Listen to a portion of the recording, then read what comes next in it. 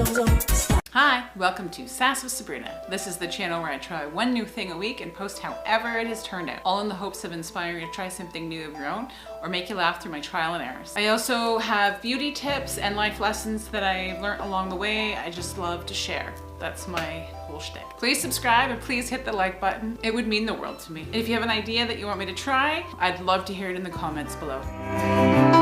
In today's video, I'm going to be doing tie-dye for the first time. I've been seeing it everywhere in the stores. Someone actually last year, it's March 2021, someone last year, I believe it was the fall time, told me that tie-dye is coming back in a huge way this whole spring and summer. So I thought this would be super fun to try. I'm doing it a little bit later than what I wanted. So first step, you need to prep your station. I love to work on my coffee table in my living room. So I have a piece of just plastic. It is literally just a recycling bag that's still flat, and I have a drop cloth on top. I already have stained my fingers just by pouring some tie-dye into one of the bottles that I bought. I bought this 3-pack of bottles, this tie-dye, royal blue, that's what I poured into one of the bottles and got stained on, and a kit that has gloves, the elastics, instructions, and all of these amazing colors in it. So I have 6 pieces of 100% cotton to dye. You need 100% cotton.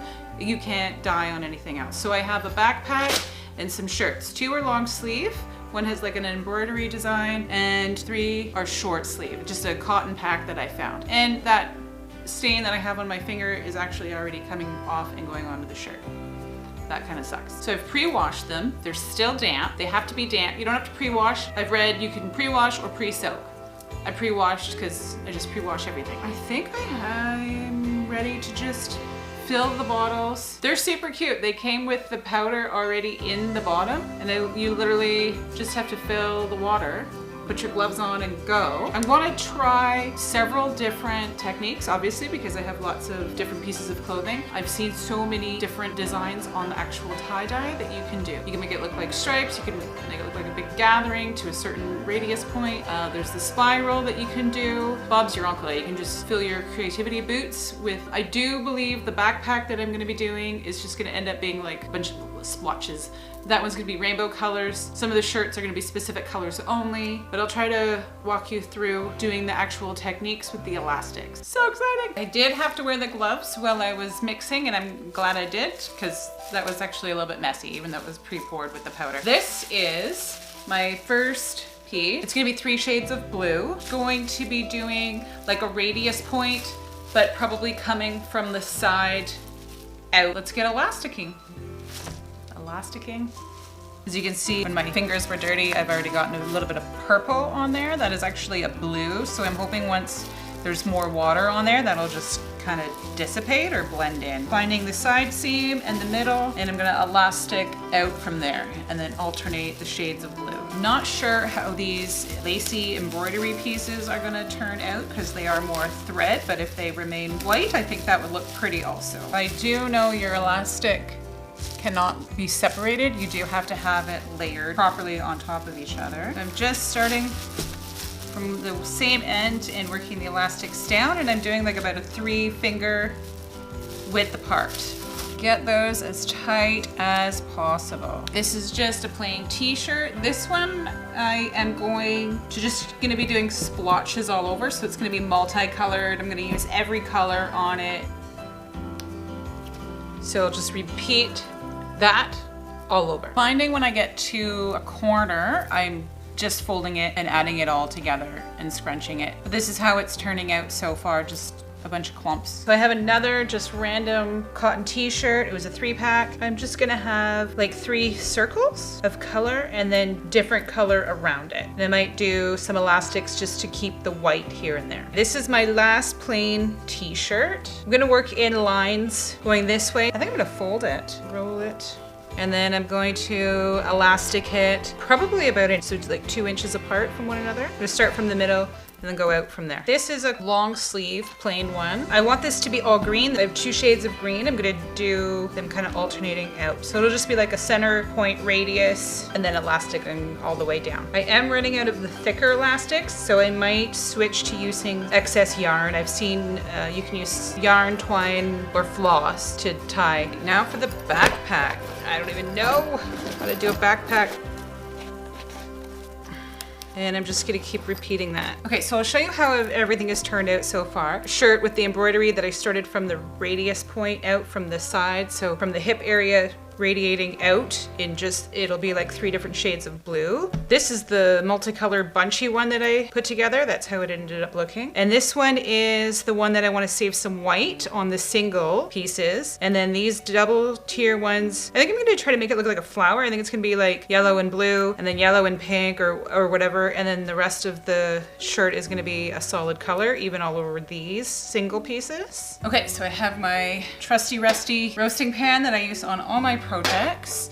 So I'm gonna start with the ones that I know what colors I specifically want for them so that I know I don't run out. So it did say don't oversaturate the material, and it did say don't go too close to your elastics. I have no idea what oversaturation would look like, so I'm just gonna go. Oh, I'm out already. Just hoping to get a little further with the green. These are the sleeves. Might have to end up adding yellow just to finish it off. It was messy and I did get a bit of green here and there. So everything I read said place in a plastic bag. This specific kit said leave in the bag for 6 to 8 hours. Other information I read said leave it over 48 hours. So I have 3 shades of blue.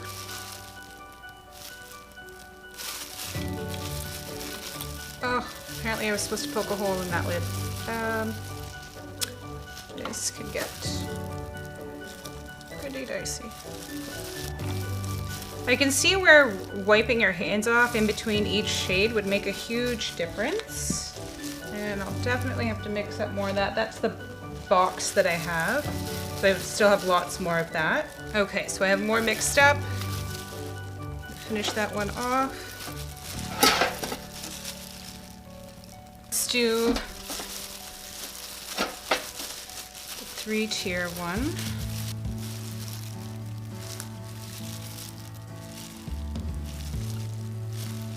Oh, was a bit messy. So I do have lots of that darker blue in the box, so I'm just gonna use that as my color for the filler. Bubbly, bubbly. Holy, very drippy. I feel like my lid's not on tight enough. I think the more practice you have at this, the more detailed you could be. I've seen one where they've made like hearts and guitars and a wide range of amazing images. They're very precise and clean cut looking. They're beautiful. Oh, I thought that was red. Oh well. Okay, 2 items left. I might have enough tie-dye. I don't think there's anything in there. No. I'll have to mix up more blue for that. Yeah, that purple lid is a hot mess. The knapsack.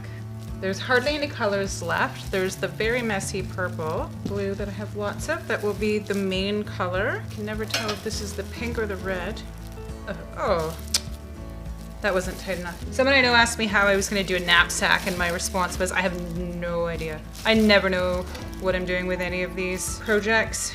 I'm just gonna alternate and use up all the dye that I have. It's so thick, it's not really saturating through. Oh, I'm so curious to see how this will turn out. I am gonna leave it the full 24 hours, just for the more vibrancy. I hear the longer you leave it, the brighter the colors. So now we wait and clean up and try to get all of that off. It is 2 days later. I left it for 24 hours to sit, and then I did mega rinse, and then I washed them several times.